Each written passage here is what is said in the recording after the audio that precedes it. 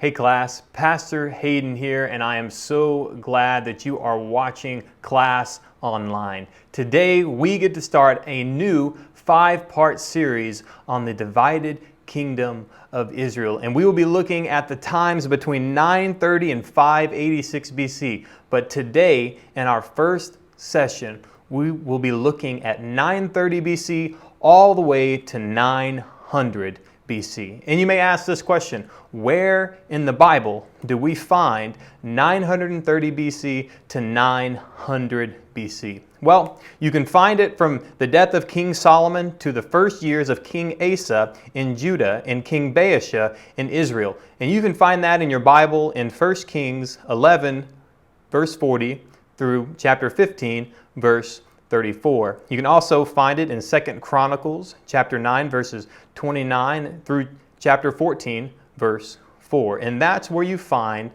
930 BC to 900 BC.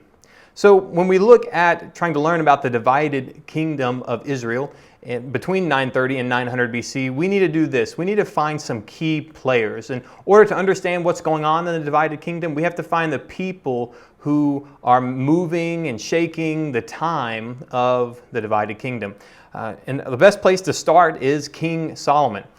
King Solomon was reigning during the United Kingdom. So before the kingdom was split, Solomon was reigning. However, it was due to Solomon's actions that the kingdom was inevitably split in two. So here's a little bit about Solomon as you're filling out your handout. Solomon was, of course, King David's son.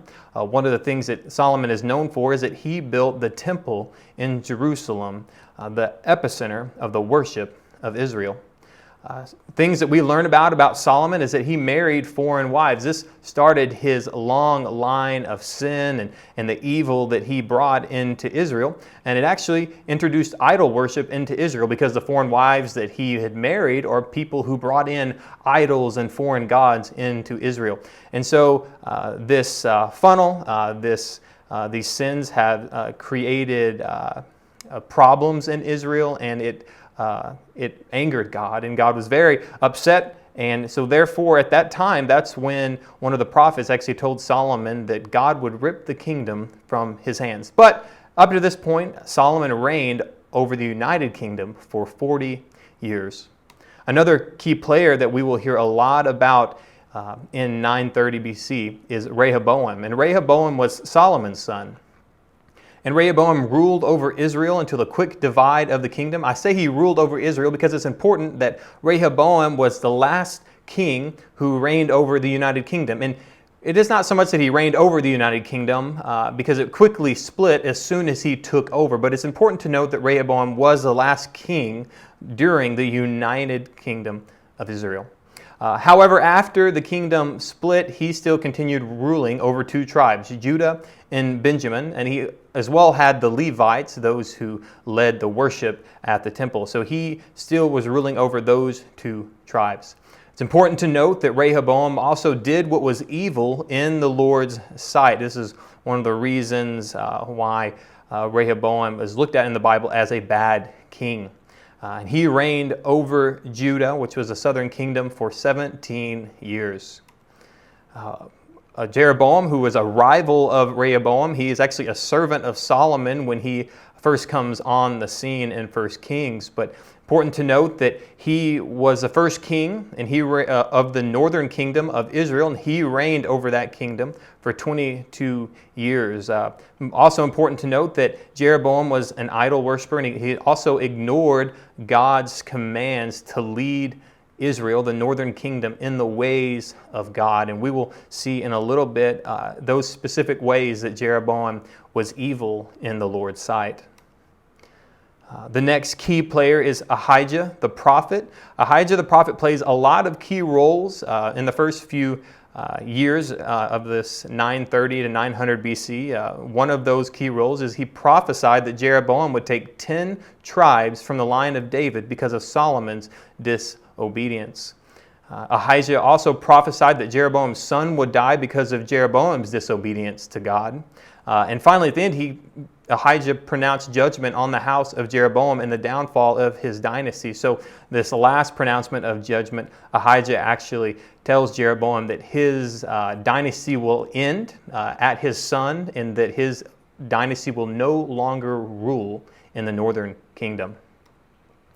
Other key players, King Abijah, or some places in 1 Chronicles have Abijah. He's the son of Rehoboam, which means he ruled in the southern kingdom of Judah. He also walked in the sins of his fathers. He would be known as a bad king. There are a few good kings in the southern kingdom, and Abijah was certainly not one of them. He continually warred with the northern kingdom of Israel as long as he reigned over his 3 years. But he was certainly one of the kings that walked in evil ways and was not pleasing in the sight of God. Another key player is Nadab, and Nadab was a son of Jeroboam. He was most known for idol worship, and he reigned for a short time over the northern kingdom of Israel for 2 years. At that time, he was actually assassinated by Basia, and we will get to Basia in just a second. Next is King Asa, and King Asa is actually known as one of the few good kings from Judah. He actually abolished idol worship in the southern kingdom. He was often at war with King Basia of the northern kingdom, especially in the first decade and a half of King Asa's reign. And he reigned over Judah for a lengthy 41 years. And here is King Basia, and he did what was evil in the sight of the Lord. He wasn't a good king. He was an idol worshiper as well. He actually is one who assassinated Nadab and abolished the dynasty of Jeroboam. So definitely an evil guy, definitely not a great guy who loved the Lord. However, though, he did reign in Israel for 24 long years. And of course, what we always need to do when we look at key players in the Bible is we always have to position God as the main key player here. And when we're looking at the divided kingdom, we have to understand this about God, that He's the creator of the universe. We often can look in 1 Kings and the history of Israel, and we can always see that there are people who are making moves and making decisions and taking over and conquering cities and nations. But it's important for us to understand that it's actually God who is sovereignly guiding the history of Israel. It's important to note that it's God who keeps His promise to maintain the kingly line of David. If you notice in the southern kingdom, there is only one dynasty that reigns throughout the history of the divided kingdom in the south, and it's the line of David. And that was to keep God's promise that the line of David would continue to reign forever, and it would bring about Jesus, who saved the world from their sins. So it's important to note that it's God who keeps and maintains that promise to keep David's throne forever. Also important to notice that as you see these kings waning and waxing on to the scene, that it's God who is punishing the wickedness in both kingdoms. So you'll notice that there's often idol worship, there's often people who are disobeying God and doing things that aren't pleasing to God. And they lose their kingdom, especially when you look at the northern kingdom, how dynasty was in and dynasty was out, and you see kings assassinating and coups being created and happening in the northern kingdom, and their eventual demise by the Assyrians. And again, in the southern kingdom, after a longer period of time, their eventual demise by the Babylonians. It's important for us to know that it's not the Assyrians or the Babylonians who are doing the punishing, but it's actually God who is being faithful to His command, that if you obey Him and follow His commandments, He will reward you and bless you. But if you do not, He promises these kingdoms that He will make them ruins. And even one scripture says that He will make Israel like a proverb that people read because they no longer exist. And again, like I said before, God brings about the salvation of the world through the tribe of Judah. The southern kingdom, one of the tribes that are being ruled down there, is the line that Jesus Christ comes and saves the world. So very important to note in the divided kingdom that it is the southern kingdom that has the tribe of Judah, and they're actually the only tribe that has any good kings throughout the history of the divided kingdom. Here's some key events and dates to keep in mind as you read through 1 Kings and 2 Chronicles, especially from the years of 931 BC to 900 BC. First, we need to understand Solomon's disobedience, his marriage of foreign wives, his gathering of a lot of wealth, and doing things that are not pleasing to God, and bringing idol worship into the kingdom. It's also important to note Jeroboam, his rebellion against Solomon.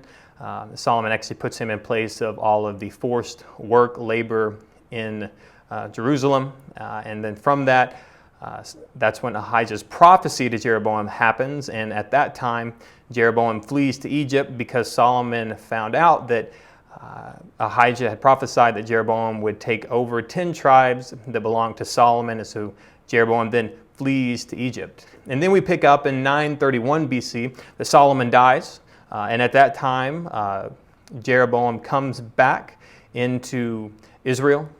And then we see in 931 also that Rehoboam reigns over the United Kingdom at 931.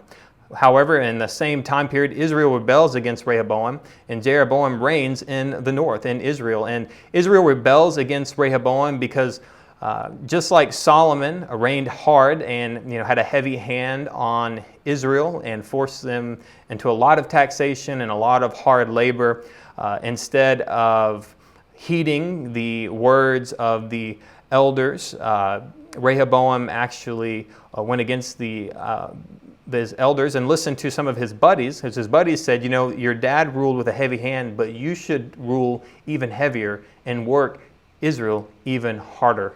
And so because Rehoboam decided not to listen to his elders, he listened to his buddies. Israel rebels against him because they don't want to work harder and they do not want to be taxed even more. And so because of that, Jeroboam and 10 of the tribes are now a new divided kingdom in the north that we call Israel. And then after that, Jeroboam builds altars in Israel, making an alternate feast and appointing priests from all people. It's important, Jeroboam, because he doesn't want his 10 tribes to go down to the southern kingdom, to Rehoboam, because he doesn't want to hear he doesn't want them to hear the propaganda against him. And so he builds alternate temples so people don't have to go to Jerusalem to worship God. And he puts one of those in Dan and another one of those in Bethel. And he also makes an alternate feast a month after the feast that God had instituted before. And instead of using Levites the way that God had commanded him as priests, he appoints priests from all of the people. So it's important to notice that this disobedience to God is because of his own pride and because of his own desire to maintain control instead of just obeying God, which is oftentimes where we find ourselves. We want to control our own lives. We want to control our own small world. And so instead of easily just obeying God and do what he tells us to do, we often create problems in our own lives that are not pleasing in God's sight. It's important to note here in 926 BC, Shishak of Egypt raids Jerusalem and Judah, takes up a lot of their treasure, raids the temple, raids the city. Important to note that particular date there. You'll find that in Chronicles. 913, King Abijah reigns in Judah. And then following that, King Asa reigns in Judah at 911 BC. Nadab reigns in Israel at 910 BC. And then shortly after that, 2 years, King Basia assassinates Nadab, and then he is reigning in Israel. And Basia is reigning in Israel from 909. And then you'll see a lot more about King Asa and King Basia next week, as you will hear following in part 2 of this series. When we look at the divided kingdom of Israel, we have 2 kingdoms now. We have in the north Israel. Of course, before the divided kingdom, everything was Israel. But here at the divided kingdom, you have the north, which is now called Israel, and the south, that is called Judah.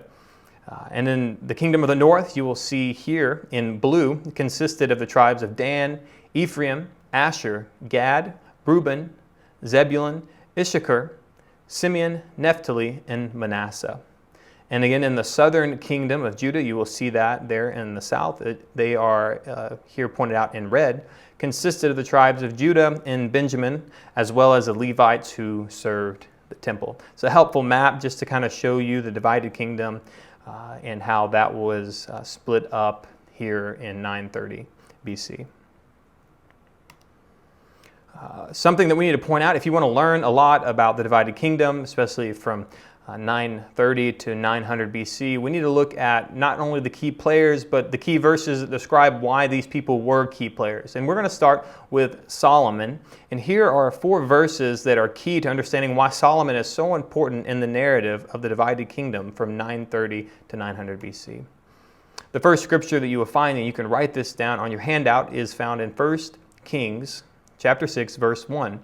It says, "In the 480th year after the people of Israel came out of the land of Egypt, in the 4th year of Solomon's reign over Israel, in the month of Ziv, which is the 2nd month, he began to build the house of the Lord."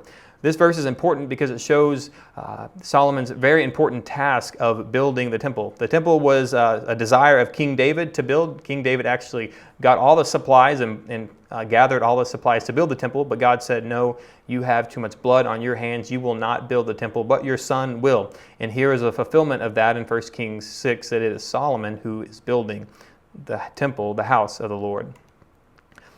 The next key verse is found in 1 Kings 8, 22 through 26.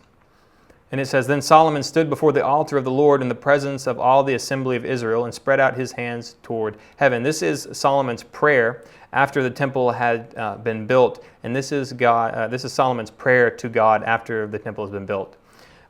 And he spread out his hands toward heaven and said, "O Lord God of Israel, there is no God like you in heaven above or on earth beneath, keeping covenant and showing steadfast love to your servants who walked before you with all their heart. You have kept with your servant David my father what you declared to him. You spoke with your mouth, and with your hand have fulfilled it to this day. Now therefore, O Lord God of Israel, keep for your servant David my father what you have promised him, saying, You shall not lack a man to sit before me on the throne of Israel, if only your sons pay close attention to their way, to walk before me as you have walked before me. Now therefore, O God of Israel, let your word be confirmed, which you have spoken to your servant David, my father." This verse is really important because not only is the temple now fully built, Solomon is talking to God and saying, "Hey, you have promised us that if we do what you say, if we pay close attention to what you have told us to do and to walk the way that you have told us to walk, there will never be a time that we are not blessed and the line of David is not blessed." And it's important for this because Solomon is pointing to God's promise keeping. And so that promise also allows Solomon to understand that there is also a promise that if Solomon doesn't follow God, there will be also a punishment. And so it's important to read 1 Kings 8, 22 through 26 because it shows that Solomon fully knows the promise that God made to his father. And it also makes these next few verses really important, especially the last verse, because Solomon's sin becomes that much more grave and that much more evil because he knows God's promise, yet he disobeys him anyway. But here in 1 Kings 9, 1 through 9, it says, "As soon as Solomon had finished building the house of the Lord and the king's house and all that Solomon desired to build, the Lord appeared to Solomon a second time, as he appeared to him at Gibeon. And the Lord said to him, I have heard your prayer and your plea, which you have made before me. I have consecrated this house that you have built, by putting my name there forever. My eyes and my heart will be there for all time. And as for you, if you will walk before me, as David your father walked, with integrity of heart and uprightness, doing according to all that I have commanded you, and keeping my statutes and my rules, then I will establish your royal throne over Israel forever, as I promised David your father, saying, You shall not lack a man on the throne of Israel. But if you turn aside from me, from following me, you or your children, and do not keep my commandments and my statutes that I've set before you, but go and serve other gods and worship them, then I will cut off of Israel from the land that I've given them, and the house that I've consecrated for my name I will cast out of my sight. And Israel will become a proverb and a byword among all people. And this house will become a heap of ruins. Everyone passing by it will be astonished and will hiss, and they will say, Why has the Lord done this to this land and to this house? Then they will say, Because they abandoned the Lord their God, who brought their fathers out of the land of Egypt, and laid hold on other gods, and worshipped them, and served them. Therefore the Lord God has brought all this disaster on them. So here, again, is God decreeing, if you follow me, if you obey me, if you do what I have commanded you to do, you will never lack a king in Israel. I will bless and honor Israel because you have blessed and honored God as king. But he says that if you haven't, I will cast you out of my sight, and Israel will become a proverb and a byword among all the people. And he will abolish and he will destroy the temple and the city. And so it's important to note here that Solomon knows both of these promises, and that's what makes this last verse here in 1 Kings 11, 9 through 13, that much more sad when it says, "And the Lord was angry," in verse 9, with Solomon, because his heart had turned away from the Lord. This is the very thing, this is the very problem that Solomon knew was going to come upon him because of the promise that God had made. And we see it again, God reaffirming that promise in 1 Kings 9. But he had turned away from God, the God of Israel, who had appeared to him twice. And he commanded him concerning this thing, that he should not go after other gods. But he did not keep what the Lord commanded. Therefore the Lord said to Solomon, "Since this has been your practice, and you have not kept my covenant and my statutes that I have commanded you, I will surely tear the kingdom from you and will give it to your servant. Yet for the sake of David your father, I will not do it in your days, but I will tear it out of the hand of your son. However, I will not tear away all the kingdom, but I will give one tribe to your son for the sake of David, my servant, and for the sake of Jerusalem that I have chosen."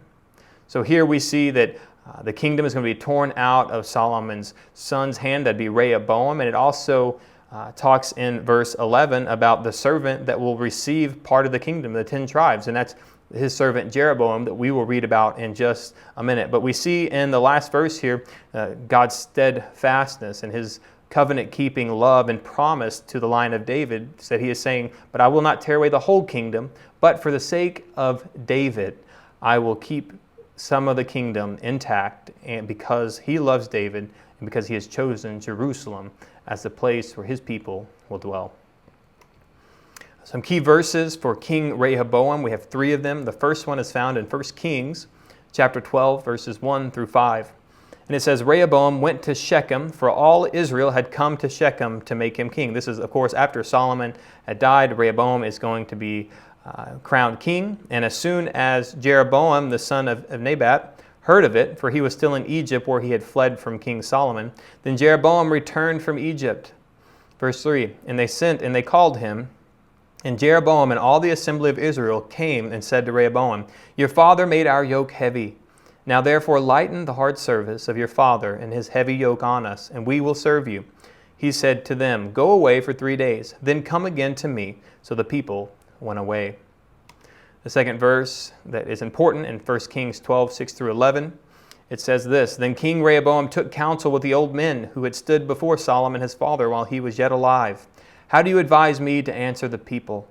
And these wise old men said this, 'If you will be a servant to this people today and serve them and speak good words to them, when you answer them, they will be your servants forever.'" So a simple answer here. If you lighten their load, if you serve them as you should as a good king, they will serve you and be your servant forever, and you shall reign over your kingdom that God has promised to your son David, or your father David.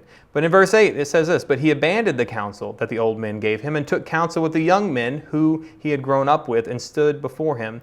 And these young friends said this." This is what Rehoboam asked. "What do you advise that I should answer the people who have said to me, 'Lighten the yoke that your father put on us'?" And the young men, these friends that he grew up with, said to him, "Thus shall you speak to this people who said to you, 'Your father made our yoke heavy, but you lighten it for us.' Thus shall you say to them, 'My little finger is thicker than my father's thighs. And now, whereas my father laid on you a heavy yoke, I will add to your yoke. My father disciplined you with whips, but I will discipline you with scorpions." Now, of course, these aren't insects. He's not throwing a whole bunch of insects, some stinging scorpions onto people, but these are whips with pieces of shrapnel in them that cause a lot of damage. But the point here is that Rehoboam had the opportunity to serve his people and reign in the kingdom that God had promised to him through his father David. But yet he did not heed the advice and the wisdom from the old men who served Solomon his father. Instead, he took counsel from some of his young buddies who didn't have a lot of wisdom, obviously, and then created a division in the kingdom of Israel. And because of that, we get to 1 Kings 12, 16 through 20, and it says this, "And when all Israel saw that the king did not listen to them, the people answered the king, 'What portion do we have in David? We have no inheritance in the son of Jesse. To your tents, O Israel. Look now to your own house, David.' So Israel went to their tents, but Rehoboam reigned over the people of Israel who lived in the cities of Judah. Then King Rehoboam sent Adoram, who was taskmaster over the forced labor, and all Israel stoned him to death with stones. And King Rehoboam hurried to mount his chariot to flee to Jerusalem. So Israel had been in rebellion against the house of David to this day. And when all Israel heard that Jeroboam had returned, they sent and called him to the assembly and made him king over all of Israel. There was none that followed the house of David, but the tribe of Judah only." And here, King Jeroboam now reigns in Israel. And here are a few key verses to keep in mind as you're reading about the divided kingdom. The first one is this, and this is when Jeroboam was not a king, he was just a servant of Solomon. And in 1 Kings 11, 28 through 33, it says this, "The man Jeroboam was very able, and when Solomon saw that the young man was industrious, he gave him charge over all the forced labor of the house of Joseph. And at that time, when Jeroboam went out of Jerusalem, and the prophet Abijah, the Shilonite, found him on the road, now Abijah had dressed himself in a new garment, and the two of them were alone in the open country. Then Abijah laid hold of the new garment that was on him, and tore it into 12 pieces. And he said to Jeroboam, 'Take for yourself 10 pieces, for thus says the Lord, the God of Israel, Behold, I am about to tear the kingdom from the hand of Solomon, and give you 10 tribes. But he shall have 1 tribe for the sake of my servant David, and for the sake of Jerusalem, the city that I have chosen out of all the tribes of Israel. Because they have forsaken me and worshipped the Ashtoreth, the goddess of the Sidonians, and Chemosh, the god of Moab, and Milcom, the god of the Ammonites. And they have not walked in my ways, doing what is right in my sight, in keeping my statutes and my rules, as David his father did.'" So here is the prophet Abijah prophesying that God is going to give over 10 tribes of Israel to Jeroboam to reign over. And here in 1 Kings 12:20, it says, "And when all Israel heard that Jeroboam had returned," that is from Egypt, from fleeing from Solomon, "that he returned from Egypt, they sent and called him to the assembly and made him king over all Israel. There was none that followed the house of David, but the tribe of Judah only." Here is Israel crowning Jeroboam the king of the northern kingdom. Also important to note 1 Kings 14:7 through 11, because of the sin and disobedience of Jeroboam. It says here in verse 7, "Go tell Jeroboam, thus says the Lord, the God of Israel, because I exalted you from among the people and made you leader over my people Israel, and tore the kingdom away from the house of David and gave it to you, and yet you have not been like my servant David, who kept my commandments and followed me with all his heart, doing only that which is right in my eyes. But you have done evil above all who were before you, and have gone and made for yourself other gods and metal images." So here we go again. God gave Jeroboam the northern kingdom, and he just said, if you just follow me, if you just obey me and are not disobedient and aren't evil, and you don't worship other gods, I will establish you and bless you in the kingdom that I have given you to oversee. But yet we see here that Jeroboam does the exact opposite. He has made golden images and other gods, and he has made other gods before God and had his nation serve them instead of the only one true God. And because of that, you have him saying this, that you have provoked me to anger and have cast me behind your back. Therefore, behold, I will bring harm upon the house of Jeroboam, and will cut off from Jeroboam every male, both bond and free, in Israel, and will burn up the house of Jeroboam, as a man burns up dung, until it is all gone. Anyone belonging to Jeroboam who dies in the city, the dogs shall eat. And anyone who dies in the open country, the birds of the heavens shall eat, for the Lord has spoken it. So there's the promise that God has given to Jeroboam because of his disobedience, that God will take away his dynasty and will cut off every person from Jeroboam's dynasty. And here is actually one of the temples that still stands today that Jeroboam built for Israel to keep them from going to Jerusalem to sacrifice to the Lord. This is actually in the north of Israel in Dan. I've actually been able to visit this temple. It looks just like this picture Interesting, and it's amazing how long so many of these ruins stay around. But it's important to note that this is one of the temples that Jeroboam had used to keep people from worshiping God in Jerusalem. Key verses for King Abijah are the first one, and there are two verses that you need to know about King Abijah to understand the divided kingdom in the years from 930 to 900 BC. The first one is found in 1 Kings 15, 1 through 5. Now in the 18th year of the king of Jeroboam, the son of Nadab, Abijah began to reign over Judah, that is the southern kingdom. He reigned for 3 years in Jerusalem, such a short time to reign. His mother's name was Maacah, the daughter of Abijah. And he walked in all the sins that his father did before him, and his heart was not wholly true to the Lord his God, as the heart of David his father. Nevertheless, for David's sake, the Lord his God gave him a lamp in Jerusalem, setting up for his sons after him and establishing Jerusalem. Because David did what was right in the eyes of the Lord, and did not turn aside from anything that he commanded him all the days of his life, except in the matter of Uriah the Hittite.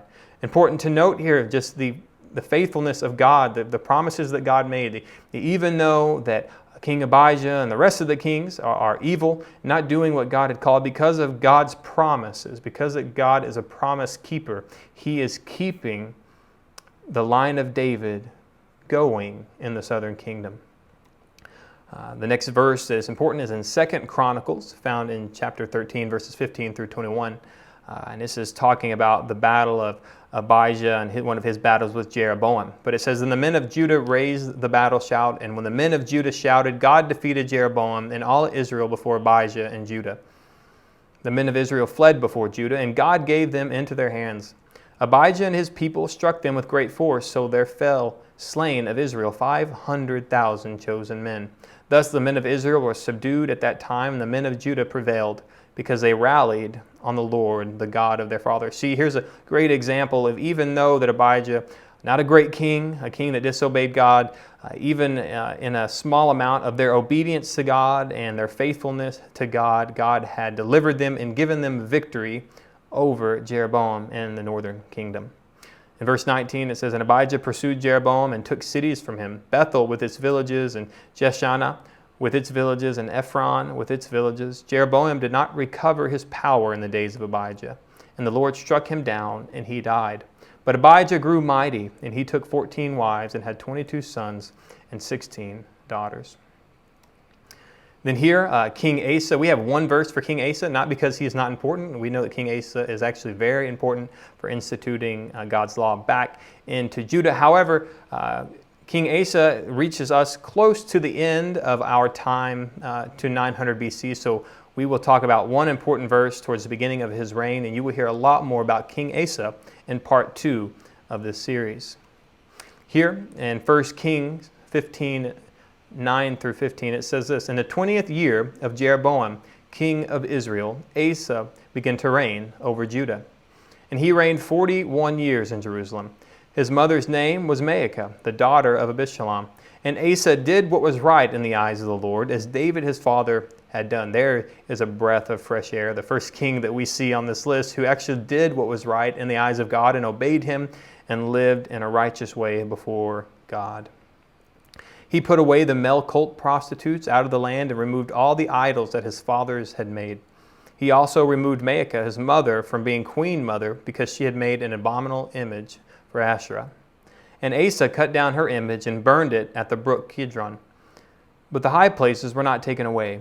Nevertheless, the heart of Asa was wholly true to the Lord all his days. And he brought into the house of the Lord the sacred gifts of his father and his own sacred gifts, silver and gold and vessels.